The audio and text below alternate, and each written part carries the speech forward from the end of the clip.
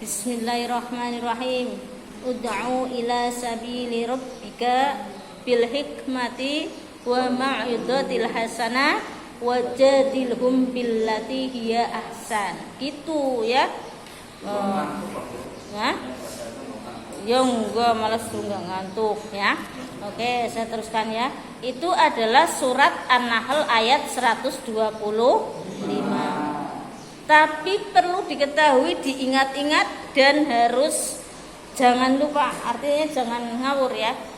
Kebanyakan dai ya, ahli dakwah ya, termasuk mahasiswa dakwah ini ya, kemudian memahami bahwa metode dakwah itu hanya itu ya, hanya di surat An-Nahl 125. Tidak. Metode dakwah itu banyak sekali. Kalau dalam saya ini minimal ada 10 ya. Nah, yang di Al-Quran itu surat An-Nahl ayat 125 adalah baru satu, yaitu metode dakwah dalam Al-Quran, dan baru satu di ayat 125 surat An-Nahl. Di lainnya ada lagi Al-Quran metode dakwah di dalam surat Al-Mudaththir ayat 1 sampai 7. Paham ya? Jadi metode dakwah itu sangat banyak ragamnya, dan bahkan minimal ada 10 yang mau saya sampaikan ke mahasiswa. Nah, salah satunya adalah metode dakwah dalam Al-Quran. Lah, metode dakwah dalam Al-Quran pun tidak hanya satu ayat itu ya, bukan hanya di surat An-Nahl 125, tetapi ada di dalam surat Al-Mudaththir, dan bahkan nanti juga ada di yang lainnya ya. Maltakum minkum ummatu yad'una ilal khairi wa ya'muruna bil ma'rufi wa yanhauna 'anil munkar. Itu juga metode dakwah dalam Al-Qur'an surat Ali Imran gitu ya. Jadi banyak ya metode dakwah. Jadi nanti ketika menyusun skripsi atau munaqashah skripsi atau sudah lulus ditanya, paham ya metode dakwah ternyata tidak itu. Selama ini kan sudah jadi dosen fakultas dakwah ya, sudah jadi dai kondang, taunya metode dakwah hanya itu. Ketika diwawancarai ngertinya cuma itu. Enggak ya, banyak. Oke. Dan di dalam surat An-Nahl ayat 125 itu pun tidak hanya satu metode dakwah, tapi ada 3 ya. Yang satu apa tadi? Bil hikmah. Bil hikmah itu, maaf ya, saya itu dari pagi sih mesti bibirnya kering ya, jadi tetap ini terus ya. Nah, itu bil hikmah ya, itu metode dakwah yang seperti apa? Yaitu yang menyampaikan dakwah dengan cara apa? Bijaksana. Jadi arti atau makna hikmah di situ bijaksana. Ya, bijaksana itu apa? Bijaksana ini menurut apa itu namanya Ibnu Taimiyah ya. Ibnu Taimiyah itu mengatakan bahwa berdakwah itu memang dari surat An-Nahl ayat 125 ini ada 3, bil hikmah, bil mau'izatil hasanah, dan mujadalah ya. Nah, yang 3 ini bil mujadalah ini, 3 ini ya, hikmah, mau'izah hasanah, dan mujadalah ini, 3-tiganya sasarannya berbeda-beda, tidak untuk satu sasaran atau objek dakwahnya berbeda-beda. Misalnya bil hikmah ya. Bil hikmah itu menurut Ibnu Taimiyah ini itu disampaikan kepada orang yang tingkat pemikirannya dalam atau tinggi ya. Jadi kalau kita berdakwah kepada orang yang berilmu tinggi ya, pada orang alim ya, terus kepada dosen ya, terus kepada profesor, itu dengan cara bil hikmah. Jadi dosen ya, terus kemudian profesor, jangan diceramai kayak kita ceramah di kampung-kampung, kan aneh ya kan. Dosen pinter, tingkat pemikirannya dalam, diceramai assalamualaikum warahmatullahi wabarakatuh, siapa yang tidak sholat masuk neraka. Ya jadi lucu kan dosen ini. Nah, Itu mending kalau dosennya muslim ya. Umat muslim nggak apa-apa diceramai gitu. Lah kalau non muslim, artinya itu bukan non muslim, apa ya? Muslim tapi di situ muslimnya tidak kuat ya, tidak berbasic pesantren ya. Nah, misalnya apa? Dosen-dosen umum ya. Misalnya di depan dosen undip ya, itu kan dosen umum ya. Tiba-tiba ceramah kayak gitu, nggak tertarik. Apalagi kalau yang ceramahnya itu terkait ilmu pengetahuan alam, IPA ya, fisika, kimia, misalnya apa? Di mana tuh? Di depan dosen undip atau mahasiswa undip ya. Anda ceramah begini. Jadi yang namanya petir itu adalah apa itu? Pecut bahasa Indonesia apa? Cambuk ya. Cambuk malaikat untuk menyambuk orang-orang yang berdosa, maksiat. Jadi gitu. Ada orang maksiatan di sana ya, ada orang berzina terus ceder gitu ya, biar kaget ya kan gitu, orangnya jadi tidak maksiat, biar takut itu ya. Diguyu ya kan? Karena apa? Karena menurut pengetahuan ilmiah yang namanya petir itu adalah pertumbukannya ion positif dan ion negatif ya kan, langsung menimbulkan suara yang keras jeder kan itu, sama kilat ya, sepercikan cahaya jebret, saking serunya kan gitu. Lah Anda tiba-tiba ceramah seperti itu kan nggak dipercaya kan. Nah makanya di situ harus dengan cara yang hikmah. Hikmah itu bijaksana. Bijaksana artinya dengan cara melalui ilmu pengetahuan yang dalam juga, karena yang diceramai juga orang yang berpengetahuan tinggi ya. Yaitu apa? Memang bisa diterangkan kayak gitu ya. Memang yang namanya petir menurut ilmu pengetahuan alam itu adalah bertabrakannya ion positif dan ion negatif sehingga menimbulkan cahaya yang sangat terang dan bunyi yang sangat keras. Tetapi sesungguhnya di dalam ilmu-ilmu agama itu ada keyakinan bahwa di situ adalah cambuk dari malaikat untuk memperingatkan orang-orang yang berdosa itu baru ya. Jadi ternyata seorang dai itu ya juga harus di samping memiliki ilmu pengetahuan agama juga harus memiliki ilmu pengetahuan umum ya. Makanya jangan menyepelekan ya, disuruh belajar matematik, orang ditakokna benang Israel ya kan, orang ditanukna nang mungkar nakir. Jangan begitu ya, mungkar nakir mungkin tidak tanya, tapi kan bisa untuk berdakwah kita ya. Kalau dakwah kita keliru atau kayak gitu bikin malu ya kan, nanti malah dosen-dosen undip yang mendengarkan atau mahasiswanya misalnya, alah ustadz itu tukang tipu ya, tukang bohong.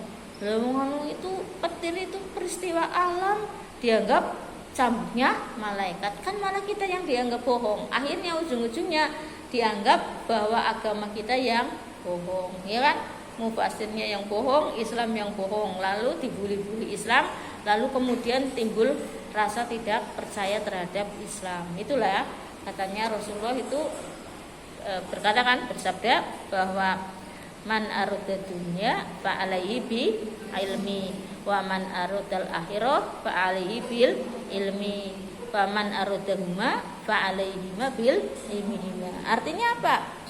Ketika kita mau bicara tentang pengetahuan dunia, ya kita harus paham tentang ilmu dunia ya. Ketika kita bicara tentang akhirat, ya harus paham tentang akhirat. Nah inilah makna bagaimana berdakwah dengan cara bijaksana, berarti dengan cara ilmu yang dalam ya. Nah itu sasarannya atau objek dakwahnya atau audiennya siapa? Orang-orang yang berilmu tinggi ya.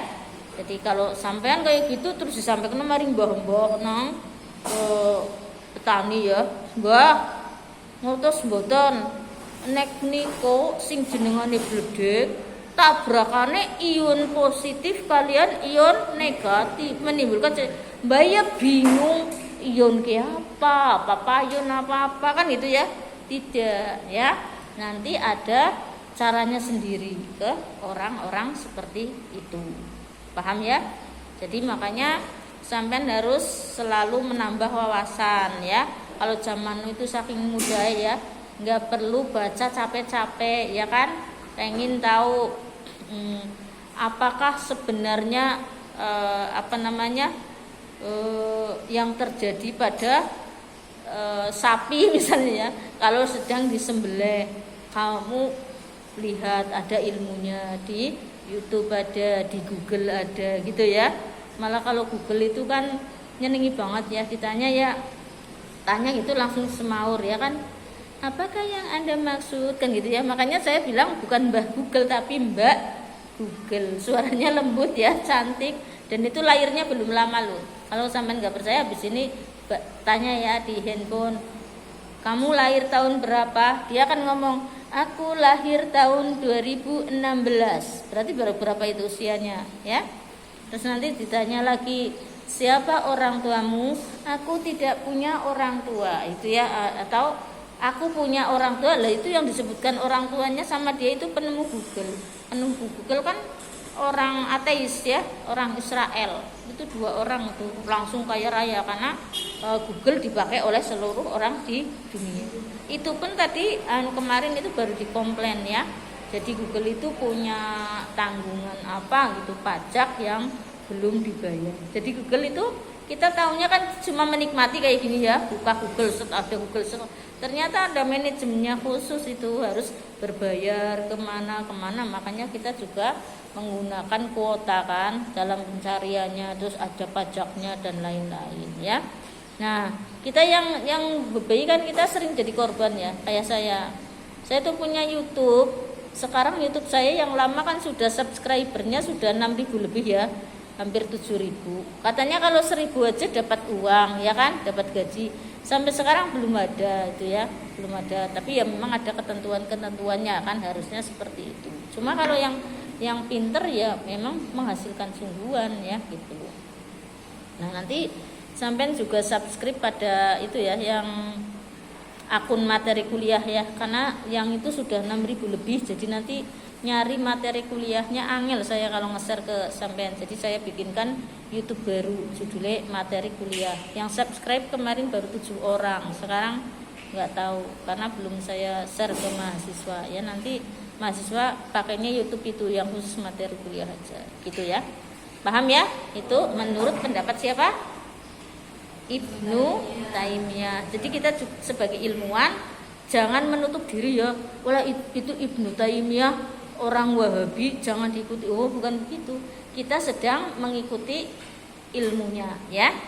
Satu begitu. Kedua, Ibnu Taimiyah itu Wahabi kan yang menganggap pengikutnya ya.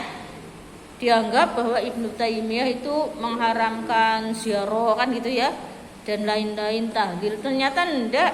Ibnu Taimiyah di dalam kitabnya juga nulis tentang ziarah, tentang itu. Cuma orangnya saja yang nggak tahu, pengikutnya ya. Itu. Nah, ini menurut Ibnu Taimiyah di dalam surat An-Nahl ayat 125, metode dakwah terdiri dari 3, sasarannya juga 3 berbeda-beda. Tadi yang pertama sudah bil hikmah ya. Yang kedua adalah bil mau'idotil hasanah. Nah, bil mau'idotil hasanah berarti dengan nasihat yang baik ya kan, mau'idoh kan nasihat, hasanah baik ya. Nah, nasihat yang baik itu sasarannya siapa? Menurut Ibnu Taimiyah, yaitu sasarannya tadi orang yang berpendidikan rendah. Kalau tadi kan bil hikmah orang yang berpendidikan tinggi. Jadi di sini misalnya pendidikannya cuma setingkat SMP ke bawah ya, pendidikan umumnya ya. Terus mungkin di pesantren cuma sampai apa toh. Lah ini dakwahnya dengan mau'idhah hasanah. Kenapa? Orang-orang yang berpendidikan rendah itu tidak suka protes ya. Satu, kedua ya memang tidak tahu pendidikan tinggi angel ya. Mau diterangkan sing dhuwur-dhuwur lah apa ngerti be ora kan gitu. Jadi cukup diomongi ya kan.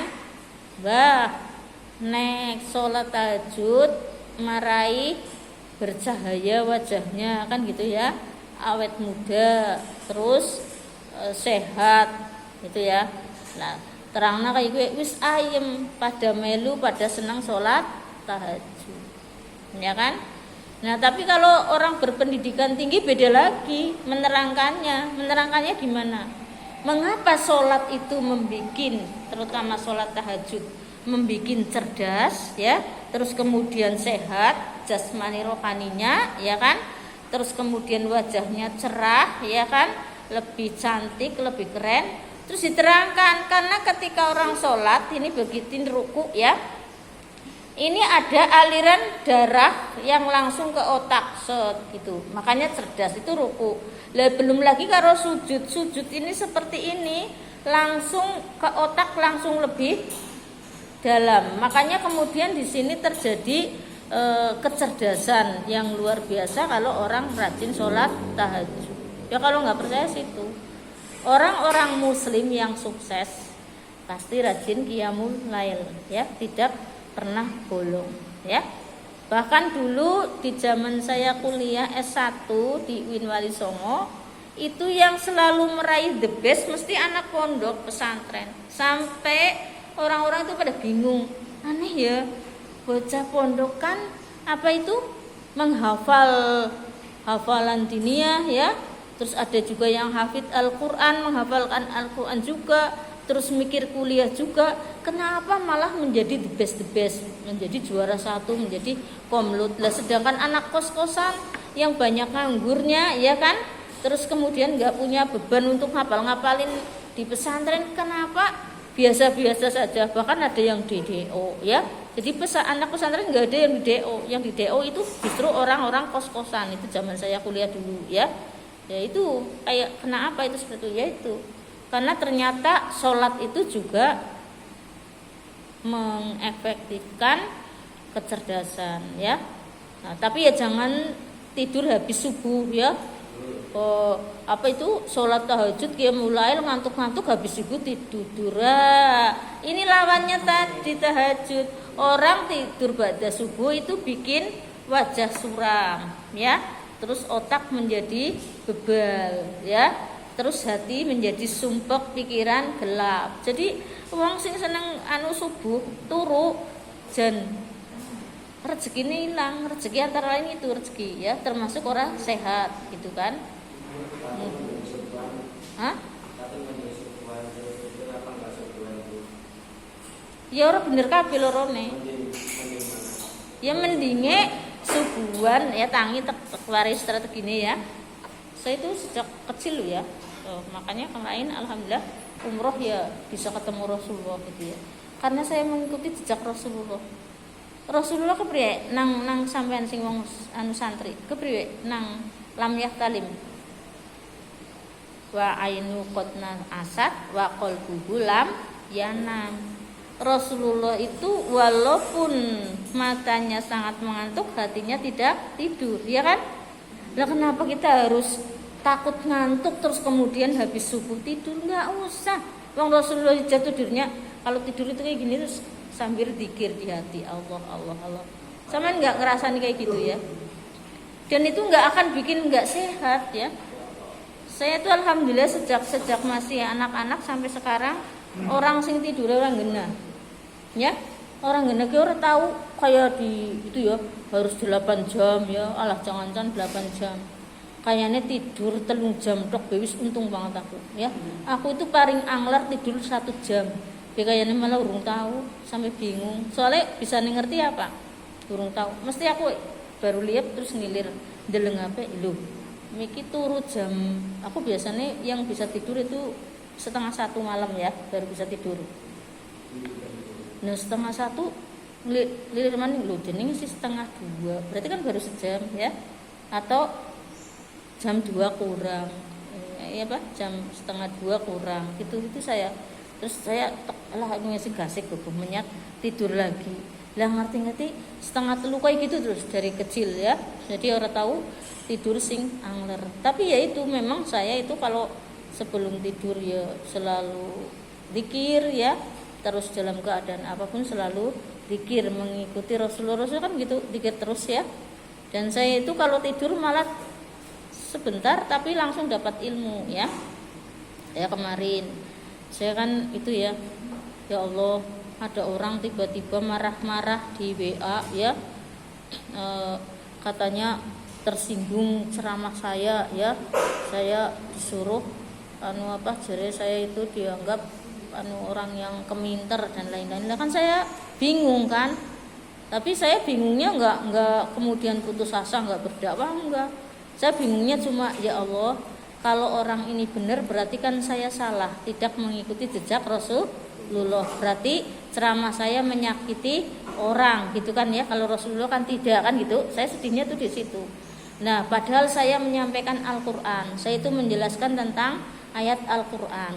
Saya waktu itu menjelaskan dzuribat alaihimudillah ainama suqifu ila bihablim minallah wa hablim minan nas, bahwa orang itu kalau mau masuk surga harus dua syaratnya ya, hablum minallah sama hablum minan nas yang baik. Hablum minallah sudah jelas kan, sholat, zakat semuanya.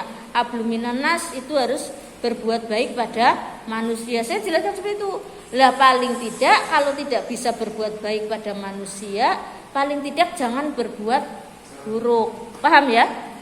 Orang menyinggung kayak gitu. Nah, tapi lebih sulit berbuat baik pada manusia daripada berbuat baik kepada Allah. Soalnya apa? Kalau sama Allah makan saja bismillahirrahmanirrahim langsung sama Allah dijanjikan surga, ya kan? Karena menyebut nama Allah, bismillahirrahmanirrahim.